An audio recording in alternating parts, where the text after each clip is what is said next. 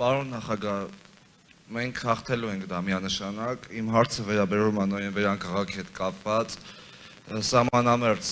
բնակավայր հատկացման հարցը եւ բնակարանաշինությունը քաղաքի համար, դες ծրագրով 16 միլիոնները։ Այդ 16 անպայման շարունակվելու է, ավելին ասեմ, այն ինչ Երևանում է կատարվում շինարարությամբ, ինքը լավ տեղ չի տանելու, որովհետև այդ մասնավոր հատվածը կենտրոնացել է Երևանում։ Եվ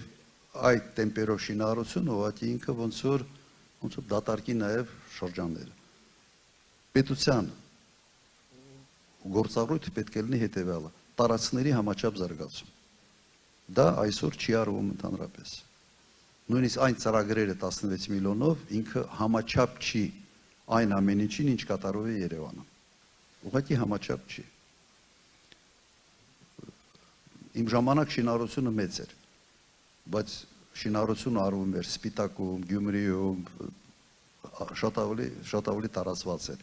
Եվ նոր ճանապարհների շինարարությունը, նոր ճանապարհներ էին կառուցում մարզերը իրար կապելու համար, օրինակ Վայոց ձոր, Սյունիք, Սելիմի ճանապարհով կապեցինք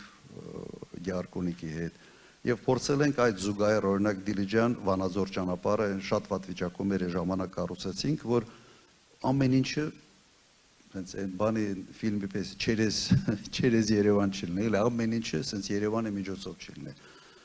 Սա էր նպատակը։ Հիմա այո, ես համարում եմ, որ պետք է լուրջ վերանայվի այդ ամեն ինչ։ Չի կարելի եւ անվտանգության տեսանկյունից սխալ է, որ Հայաստանը դառնա քաղաք երկիր։ Սա պրոբլեմային է։ Վստահ եղեք, որ ճիշտ հակառակն ենք անելու, փորձելու ենք Երևանից ավելի դեպի դուրս պետական արտոնություններով կամ ուղղակի մասնակցությամբ այդ հարցը կարգավորել։